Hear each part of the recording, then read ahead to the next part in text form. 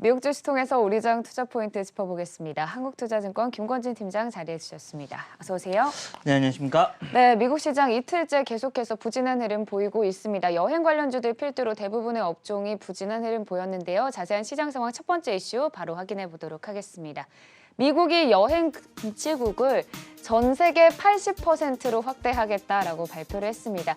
일단 한국은 여행 경보 2단계를 그대로 유지한 상황이지만 사실 글로벌 각국의 여행 관련 수요에 대한 타격 우려가 커지면서 관련주들이 오늘 크게 하방 압력을 받았거든요.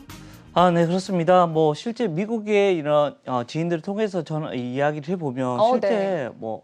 자기 자국에서는 아무렇지도 않게 막 다들 다닌다고는 네. 합니다. 근데 지금 현재 해외 유입이나 이런 것을 다 지금 차단이 되고 있는 모습이다라는 겁니다. 즉 우리도 내부에서는 다들 활발하게 왔다 갔다를 하고 있는 모습입니다. 최대한 조금 야야 하지 말자, 왔다 갔다 하지 말자라고 해도 다들 할 사람은 하는 것처럼 미국은 훨씬 더 이게 더 많아. 사람이 엄청 많이 몰리는 곳은 여전히 사람이 엄청나게 많이 몰린다고는 한다라는 얘기를 해드리겠습니다.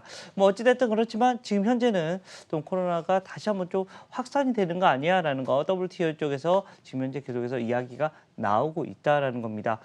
이스라엘 같은 경우는 이제 야외에서 마스크를 안 써도 된다라는 이런 얘기가 나왔고 하지만 여전히 지금 현재 코로나19 팬데믹은 계속해서 위로 올라가고 있는 상황이다라는 것은 이것은 여러분들이 꼭 생각을 하셔야 될 것 같고요. 여행 금지에 대한 이런 얘기 이것 때문에 여행주들 다들 급락이 나왔는데 오늘 단기적으로는 여행 관련된 주식들이 좀 하락할 확률이 높습니다. 이럴 때 여러분들 어떻게 해야 된다? 조금씩 저가 매수 이런 생각을 하셔야 된다. 제가 계속 얘기해 드렸던 것처럼 단기보다는 중장기적으로 가야 되는 이런 하나의 테마이다라는 겁니다. 가장 언제쯤은 모르겠지만 코로나19는 끝날 겁니다. 종식은 될 겁니다. 이게 빨리 됐으면 좋겠다라는 생각을 하고 우리 정부에서는 11월 달 정도면 우리가 집단 면역이 될 것이다. 그리고 전 세계도 아마도 올해 말 정도면 분명히 이런 면역이 다 되지 않을까 생각을 해봅니다. 그러면 내년 한 상반기, 하반기 정도부터는 충분히 여행을 다닐 것이다라는 것. 이렇게 되면 여행 관련된 주소는 이미 상승이 되어 있을 거고 올 하반기에는 아마도 이런 게 훨씬 더 활발하게 되어 있을 것이다라는 거 얘기를 해드리겠고요. 단기적으로는 부정적 하지만 중장기적으로는 계속해서 여러분들의 관심권에 넣어두고 보자라는 얘기 드리겠습니다. 네, 여행 관련주들 올 하반기쯤 반등에 대한 말씀 해주셨고요. 또 최근 논란이 되고 있는 존슨앤존슨 백신과 관련해서 유럽의약품청이 아스트라제네카 때와 마찬가지로 이 혈전에 대한 우려보다 이익이 더 크다는 입장 밝혔다는 점도 함께 전해드리겠습니다. 두 번째 이슈 바로 넘어가 보도록 하겠습니다. 애플이 신제품을 발표했는데요. 신형 아이패드 프로부터 에어태그라는 신제품들을 여러 공개했습니다. 아이폰 12에 한해서는 퍼플 색상도 추가된 상황인데 저는 에어태그가 조금 신기하더라고요. 이렇게 500원짜리 동전 정도 크기로 생긴 건데 이걸 부착을 하면은 위치를 또 추적할 수 있다고 합니다. 신제품들이 정말 많이 공개가 됐는데 오늘 주가는 사실 조금 하락했거든요. 네, 오늘 주가는 사실은 시장의 흐름에 따라서 네. 조금 하락이 한 게 아닌가라는 얘기를 해드리겠습니다. 나도 갖고 싶다. 동전 500원짜리 이런 거. 사면 되죠. 네, 그러니까요. 네. 어렵지 않죠라는 거 얘기를 해봅니다. 네, 맞습니다. 사람들이 다들 갖고 싶다라는 이런 생각을 하게 되면 주가는 다시 상승을 할 거고 매출은 늘어날 것입니다. 신제품이 나오면 사람들이 나왔네 하고 그냥 지나쳐 버리면 이렇게 될 건데 이제 우리 앵커님이나 저같이 이렇게 갖고 싶다 이렇게 하면 이게 한 단계 더 레벨업이 되는 이런 효과가 나오고요. 주변의 사람들이 이걸 많이 했다 하면 여기 관련된 종목들이 다시 한번 상승을 하는구나. 신제품에 대한 이런 환기가 많이 되고 있구나라는 생각을 하셔야 될 것 같고요. 이 애플 같은 경우 대표적인 거 있습니까? 실제 LG 이노텍이나 슈퍼경 코리아 같은 경우도 같이 동반 상승이 일어날 수 있고요. 어떻게 보면 또 삼성전자 같은 경우도 신제품에 대한 이런 기대감에 대한 얘기가 분명히 나올 것이다. 애플만 계속해서 새로운 게 안 나오고 나오는 게 아니라 삼성전자도 이러한 모습이 계속해서 나타날 확률이 좀 높다라는 얘기 드리도록 하겠습니다. 네, 오늘은 시장 자체의 하방으로 주가가 하락 마감했지만 전망 자체에 대해서는 긍정적인 말씀 해주셨고요. 세 번째 이슈 바로 넘어가 보도록 하겠습니다.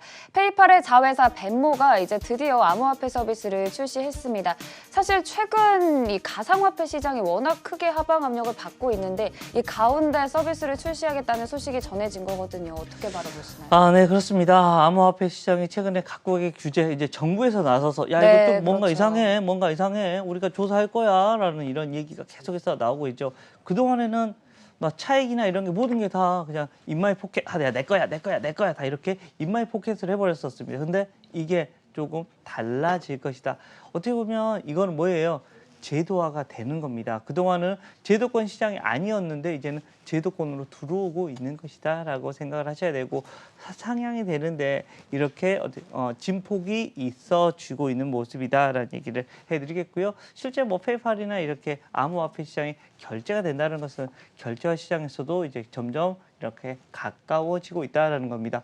실제 우리나라의 뭐 대표적인 이런 결제 관련된 주식들, NHL 한국사이버결제나 KG 이니시스, KG 모빌리언스 관련된 이런 종목들도 다 여기에 관련된 주식이 될 수 있을 네. 것 같다라는 얘기 드리겠습니다. 그럼 이 가상화폐 시장이 규제 우려가 불거지면서 요 며칠 계속 힘을 못 추리고 있는데 다시 반등해 줄 거라고 보시는 건가요? 좀 중장기적으로 보면 충분히 가능하지 않나라는 아. 생각을 해보고 있을 것 같고요. 실제 뭐 여기서부터 항상 이 라인을 잘 잡으셔야 됩니다. 손절 라인 그리고 이익 실현 라인을 잘 잡고 대응하셔야 된다는 거 얘기를 해드리도록 하겠습니다. 네, 이렇게 미국 시장 둘러싼 이슈 살펴봤고요. 오늘장 관심주 바로 확인해 보도록 하겠습니다.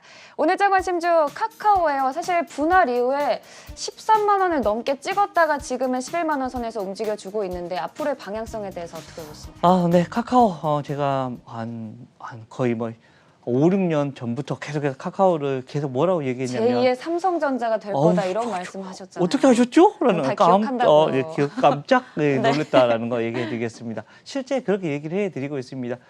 카카오하고 네이버가 그러한 위치에 가 있지 않을까 생각을 해봅니다. 네. 그만큼 우리 일상에 너무나 많이 파급력이 있는 회사가 지금 현재 카카오하고 네이버입니다. 대표적으로 카카오 같은 경우는 정말 무궁무진하게 뭔가를 하고 있다라는 거 얘기를 해드릴 수 있을 것 같고, 지금 가장 불타오르고 있는 코인하고도 또 관련이 있다라는 얘기를 해드리겠습니다. 앞으로도 훨씬 더 많은 새로운 신세계를 이 카카오가 지금 현재 나아가고 있는 듯하다라는 얘기 해드리도록 하겠습니다. 네, 카카오 정말 1년간 굳건하고도 강하게 상승해 왔는데요. 이제는 새로운 사업으로의 모멘텀과 함께 도약을 말씀해 주셨습니다. 지금까지 한국투자증권 김권진 팀장이었습니다. 고맙습니다. 네, 감사합니다.